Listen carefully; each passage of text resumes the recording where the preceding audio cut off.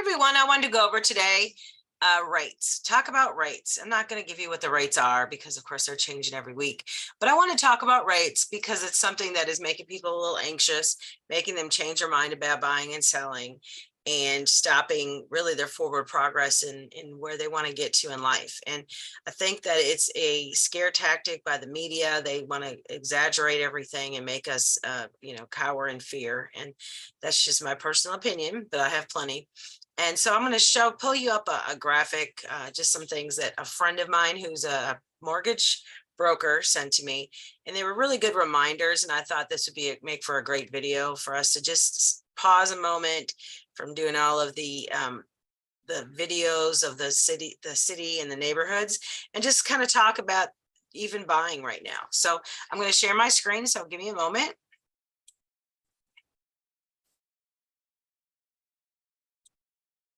All right, and so what I've done is paste it here so you can see it. And it says Fannie Mae has forecast that rates will fall in the mid-4s next year.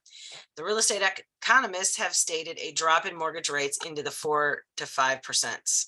So already you might be at 7% if you went and got financed today. However, if you're looking at next year, you could refinance back into the 4s from what they're telling you. Now, there's no guarantees there, but there's a high likelihood that that could happen. So let me also tell you about the next one. So the next graphic he had sent me, like I said, I sent these, separated these so you can't see them all at one time, is that mortgage rates have topped 7% in the standard 30-year fixed for the first time in over a decade. So that means many first-time home buyers have never seen rates this high. So they're getting scared. They're like, oh my God, I can't buy a home now. I can't buy a home now. But one of my arguments to that is if you're renting, now if you're living home with mom and dad, that's a good gig. You might want to stick with it. But if you were looking to buy something, you will still be money ahead buying something versus renting, because 100% of that goes to someone else. You get nothing of that rent other than the ability to stay there. So here's some other things he had talked about, and I want to show you, there's a graphic that he shows a comparison. And one of the ideas to get a house financed and save the buyer some money and still get that seller to sell his house, and whereas he may not have had the opportunity before. So I'm going to pull that up on my screen and hopefully I can find it quickly here. And I just had it up. And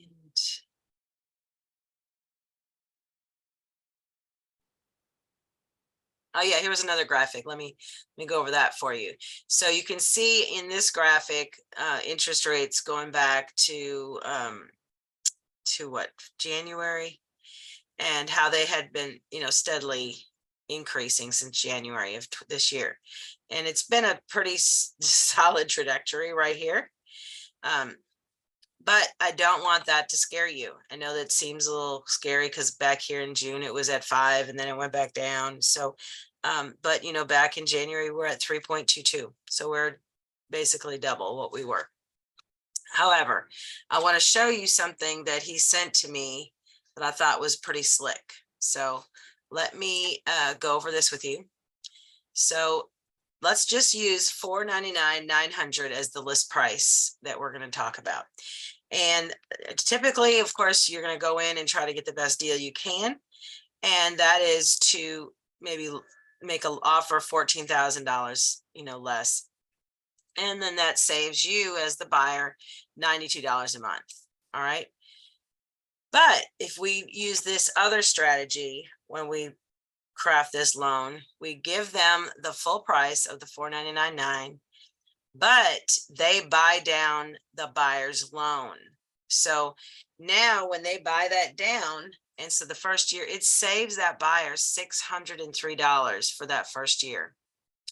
And then it saves the buyer $309 for the second year. So that is a huge savings to the buyer. It costs the seller less than it cost last time to do this. So that's kind of crazy, right? That it's less money for the buyer, but it's also more money in the seller's pocket than had they just taken a reduced offer.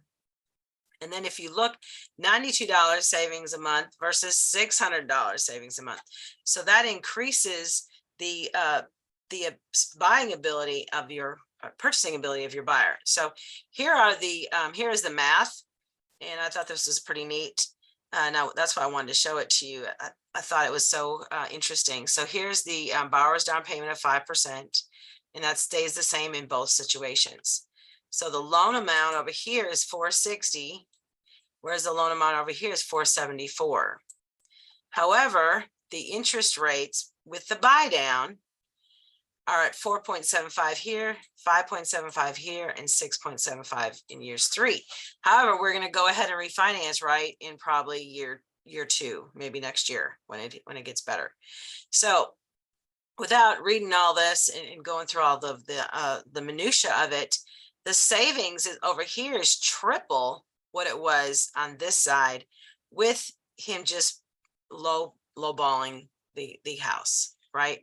So hopefully I've helped you today to rethink how you're looking at mortgages and interest rates in this kind of crazy market. You know, you really want to work with someone who is creative, who is experienced, who is knowledgeable, who has contacts. You know, if you're moving here from California, it's going to be a different animal. Moving here from New York, it's going to be a different animal. So I want to be able to be the person that finds you the home that works for your family, that works for your lifestyle. So if you would like, you know, go ahead and hit subscribe, hit like, make a comment. Even if you don't like my video, that's okay. I could take it. And my name is Margaret Weathers, and with Coldwell Banker McMahon. My number is 502-664-9971. Again, 502-664-9971. And you can always email me at margaret@margaretsmoving.com. That's margaret@margaretsmoving.com. And until next time, take care of each other. Take care. Bye-bye.